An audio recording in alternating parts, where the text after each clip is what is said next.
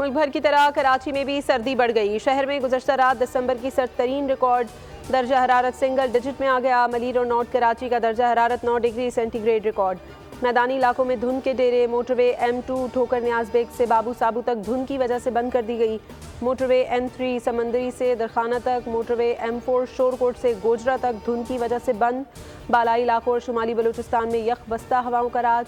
इस्लामाबाद के तालीमी इदारों में मौसम सरमा की तातीलात आज से 5 जनवरी तक होंगी।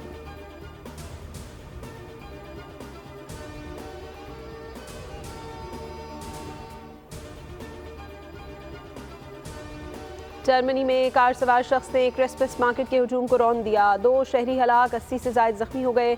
अस्पतालों में इमरजेंसी नाफिज। मैगडेबर्ग पुलिस ने कार ड्राइवर को गिरफ्तार कर लिया। जर्मन चांसलर का कहना है कि वाक़े ने बदतरीन खदशात को जन्म दिया है। शुबा है कि शहरियों पर जानबूझकर गाड़ी चढ़ाई गई।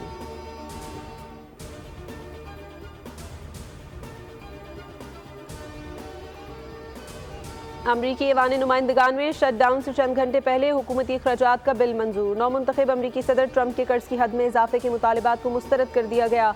हुकूमती फंडिंग बिल की हिमायत में 366 वोट पड़े, 34 वोट मुखालिफत में आए। स्पीकर माइक जॉनसन ने कहा अब शट डाउन नहीं होगा। बिल को सेनेट में भिजवा दिया गया। आलमी मीडिया के मुताबिक नया बिल हुकूमत को मार्च तक फंड्स फराहम करेगा।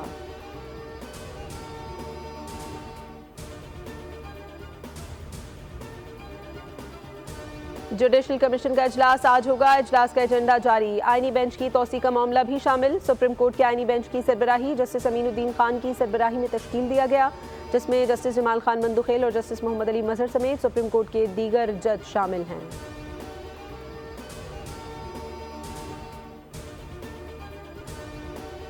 मदारिस बिल पर 1-2 दिन में खुशखबरी मिलेगी। मौलाना फजल रहमान वज़ीर आज़म शहबाज शरीफ से मुलाकात के बाद पुरुमीद। कहा वज़ीर आज़म से मुलाकात में अपना मौक़िफ़ दोहराया कि दोनों ऐवानों से बिल मंजूर होने पर अब एक्ट बन चुका है। वज़ीर आज़म ने हमारे मुतालिबात सुनकर वज़ीर कानून को हिदायत की कि आइन और कानून के मुताबिक अमल किया जाए। वज़ीर आज़म ने काबिल एतमाद अंदाज में बात की। मुलाकात में वज़ीर आज़म ने मामलात को जल्द हल करने की हिदायत कर दी।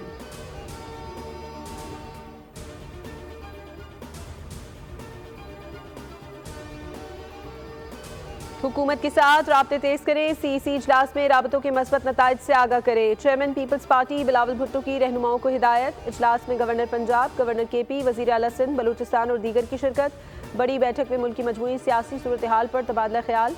शुरका ने हुकूमत के साथ मुज़ाकरात की रोशनी में पेशरफ्त से आगाह किया।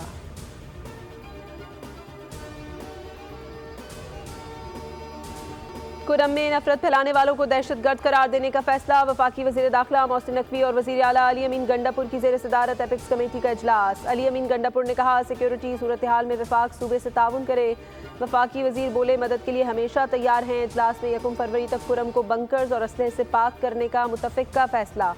ज़मीनी रास्ते वक्फे से खोले जाएंगे। पुलिस और FC काफलों को मुश्तरका सिक्योरिटी फराहम करेंगे। एयर सर्विस भी शुरू की जाएगी। एलामिये में यह भी कहा गया कि कुरम में बच्चों की अमवात को गलत रंग दिया गया, जिसका हकीकत से कोई ताल्लुक नहीं। टारगेटेड, फोकस्ड और सिर्फ एक डॉक्यूमेंट हमने नहीं साइन करना, इसके ऊपर इम्प्लीमेंटेशन का भी मैकेनिज्म बनाया है। जो यहाँ फैसले हुए हैं उसकी इम्प्लीमेंटेशन को भी मॉनिटर किया जाएगा। ये पब्लिक अकाउंट्स कमेटी बनने का ये मैंने दोनों ट्रेजरी और अपोजिशन से कहा था कि ये आप लोग जल्दी फैसला करें, चूँकि ये आपस में म्यूचुअल एक फैसला है। एक अनरिटन लॉ है कि ये अपोजिशन को मिलता है।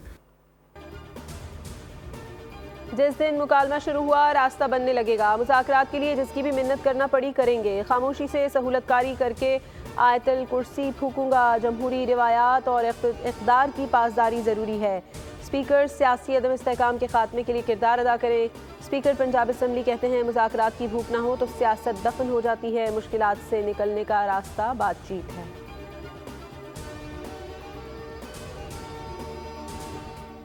वज़ीर आज़म ने ऐवान में अपोजिशन को मुज़ाकरात की दावत दी तो सबको ऑन बोर्ड लेकर ही दी होगी। सियासी मामलात का हल सियासी डायलॉग से ही मुमकिन है। 190 मिलियन पाउंड केस के फैसले से मुज़ाकरात पर कोई फ़र्क नहीं पड़ेगा। वज़ीर आज़म के मुशीर राना सनाउल्लाह कहते हैं स्पीकर का वज़ीर आज़म से राब्ता हुआ है, 1-2 दिन में कमेटी बन जाएगी। स्पीकर से PTI की कमेटी राब्ते में है। मौलाना से अच्छे माहौल में गुफ्तगू हुई, तलखियाँ ख़त्म हो चुकी हैं। आइंदा 2 से 4 रोज़ में मदारिस रजिस्ट्रेशन का मामला हल हो जाएगा।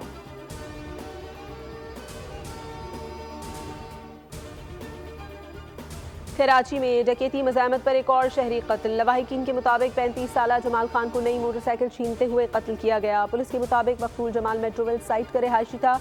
मकतूल की 2 हफ्ते बाद शादी थी। घर में तैयारियां जारी थी। मकतूल का बाई ताल्लुक स्वात से था। 5 भाइयों में सबसे छोटा था।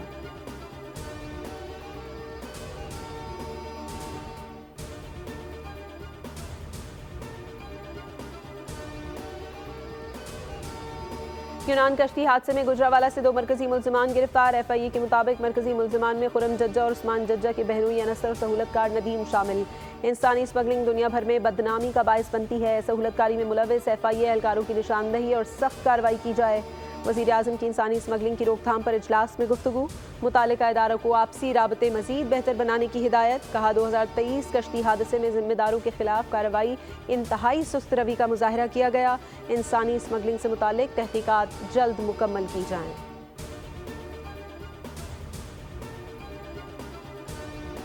इस्लामाबाद में रेंजर्स एहलकार की शहादत का मामला। पुलिस ने मुकदमे में कत्ल की दफात भी शामिल कर ली। मुकदमे में बुशरा बीबी और अली अमीन गंडापुर नामजद हैं। वजीर आला खैबर पख्तूनख्वा के खिलाफ पंजाब और इस्लामाबाद में मुकदमात की तादाद 65 हो गई। दहशतगर्दी, इक़दाम कत्ल और रियासत मुखालिफ सरगर्मियों की दफात शामिल हैं।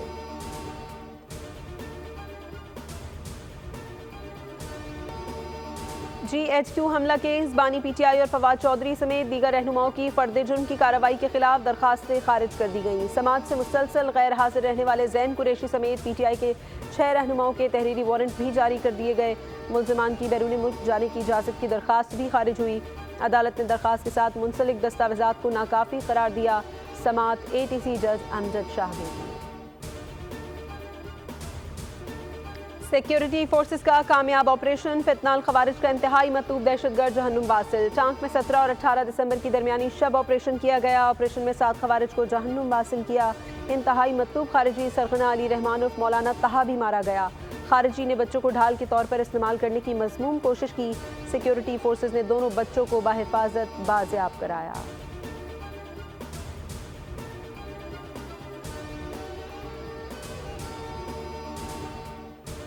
अंदर रोड भी बनेगा और बड़े बड़े सर बहुत माजरत, लेकिन हम ये सारी चीजें सिर्फ सड़कों की मरम्मत में नहीं डाल सकते। मैं आपको बता रहा हूँ जो डैम्पर का एक्सीडेंट है इस 2024 में सबसे कम एक्सीडेंट तो हमारा डैम्पर का है। देखो हमारा एक्सीडेंट तो सिर्फ हमारा डैम्पर का भी नहीं है। एक्सीडेंट का ज्यादा ना ज्यादा मोटरसाइकिल का आपस में भी होगा, लेकिन जो मेरे नहीं लियाकत साहब, जो हम रिपोर्ट कर रहे हैं उसमें ज्यादातर जो हादसा हुए हैं वो डंपर से, ट्रैक्टर से या हैवी ट्रैफिक से हुए हैं।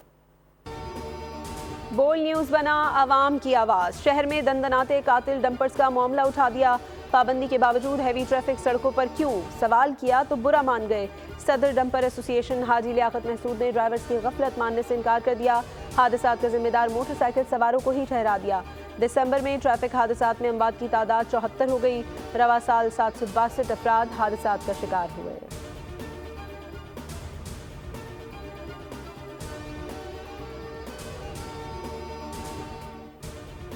मैं ये वाजे कर दूं कि ऐसा अब नहीं चलेगा। इससे पहले कि ऐसा एक्शन लिया जाए कि फिर ये हड़तालों की तरफ जाएं, टाइमिंग की पासदारी सिखाएं, कोर्टों से ऑर्डर्स मौजूद हैं उसको इम्प्लीमेंट कराएं, वरना फिर तैयार रहें जेल जाने के लिए, तैयार रहें ऐसी सजा के लिए जो कि एक माँ के दिल की आह हो। मैं IG सिंध से भी बात कर रहा हूँ।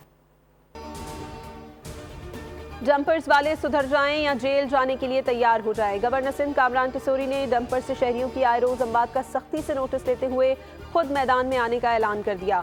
बोल से गुफ्तगू में कहा, डंपर मालिकान अपने ड्राइवर्स को कानून की पासदारी सिखाएं।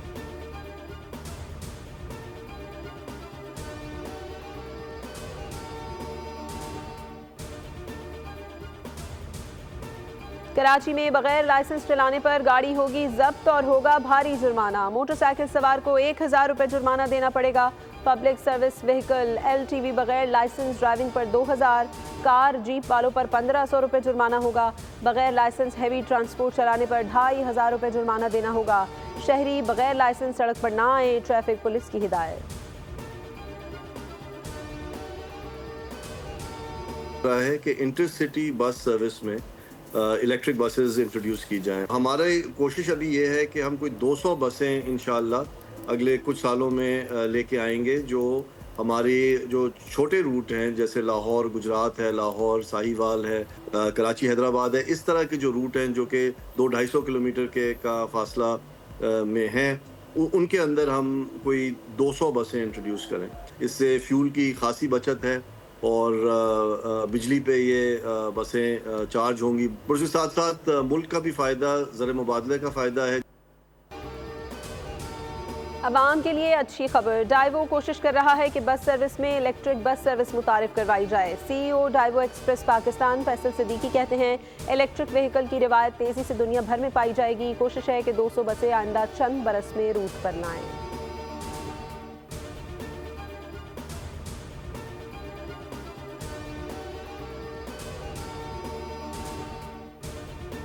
सेनेट की कायमा कमेटी बराए खजाना का इजलास 24 दिसंबर को तलब। इजलास में टैक्स कवानीन तरमीमी बिल 2024 पर गौर होगा। कायमा कमेटी खजाना तरमीमी बिल का शिकवार जायजा लेगी। तरमीमी बिल में नॉन फाइलर्स को नाअहल शख्स का दर्जा देने की तजवीज़ ज़ेरे गौर आएगी। नॉन फाइलर्स बैंक से मखसूस हद से ज़्यादा रकम नहीं निकलवा सकेंगे। FBR टैक्स ना देने वालों का डेटा बैंक्स ऑडिटर्स को फराहम करने का मजाज होगा।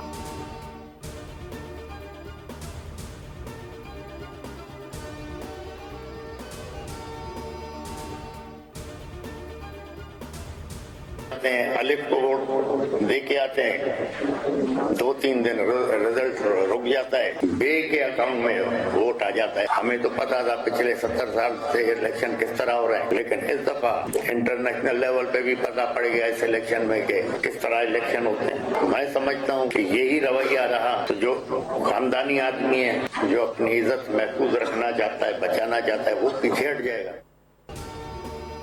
हम वोट अलिफ को देते हैं और हुकूमत में बे आ जाता है। मुस्लिम लीग फंक्शन के सरबराह पीर पगारा की प्रेस कॉन्फ्रेंस, कहा कि ये हुकूमत झूठ पर कायम है। रोजगार नहीं दे सकते तो इज्जत ही दे दें। इज्जतदार लोग सियासत से बाहर हो जाएंगे तो फिर ठेकेदार ही मुल्क चलाएंगे। हमें मुल्क के लिए सोचना होगा। सैलाब आता है या दीगर आफात, मदद के लिए फौज ही आती है।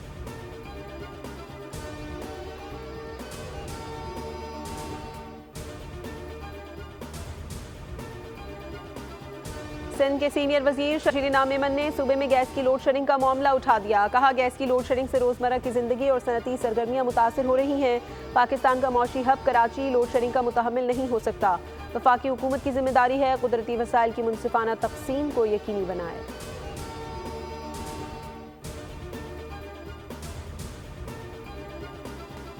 बलूचिस्तान में सीनियर तरीन जज का कत्ल हुआ, कुछ पता नहीं चला। असल बात यह है कुछ करने की ख्वाहिश नहीं। दीगर 2 सूबों की निस्बत सिंध और पंजाब में तफ्तीश इंतहाई नाकिस है।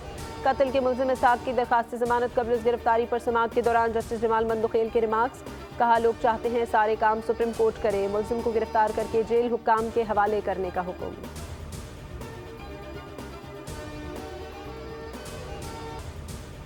गजा में इसराइली दहशतगर्दी जारी। 24 घंटों के दौरान गजा में शहादतों की तादाद 88 हो गई। मुतादिद जख्मी। सायूनी फौज की बैतुल्लाहिया और जबालिया में स्कूलों पर बमबारी। नसीरत में रिहायशियों समेत 10 फलस्तीनी शहीद हो गए। होसी मलेशिया के सरबराह अब्दुल मलिक होसी का ऐलान जंग। कहा इसराइल अमरीका और बरतानिया के साथ खुली जंग है। अल हदीदा और सना में इसराइली हमले जंगी जुर्म है। बहरी जहाज़ों को निशाना बनाते रहेंगे।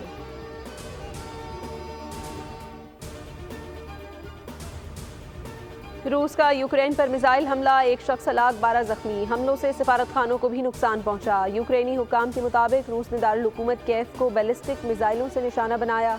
एक ही इमारत में वाक़ 6 सिफारत खानों को नुकसान पहुंचा। सिफारती अमला महफूज रहा।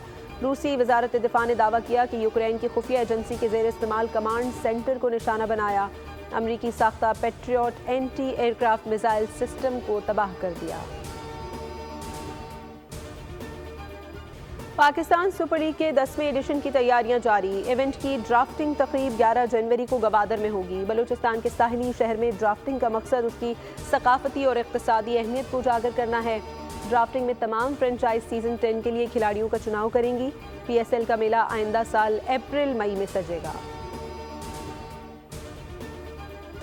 कौमी तराने के खालिक हफीज़ जालंधरी की 42वीं बरसी। हफीज़ जालंधरी कादिलुल शायर थे। उन्होंने मुख्तलिफ असनाफ़ सुखन को अपनी तख्लीक़ात से माला माल किया। उनका सबसे बड़ा कारनामा शाहनामा इस्लाम है जो 4 जिल्दों में शाया हुआ। इस्लामी और कौमी रिवायात का अहया करने पर उन्हें फ़िरदौसी इस्लाम का खिताब दिया गया।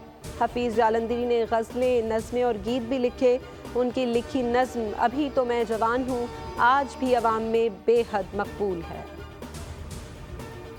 और पाकिस्तान की खूबरू अदाकारा माहिरा खान आज अपनी 40वीं सालगिरह मना रही हैं। मारूफ मॉडल अदाकारा माहिरा खान ने अपने करियर का आगाज़ बतौर वीजे किया।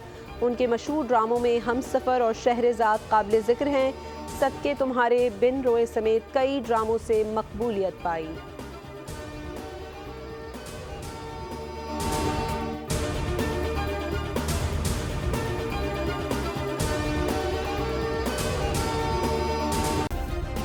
सब्सक्राइब करें और बेल दबाएं ताकि कोई खबर रह न जाए।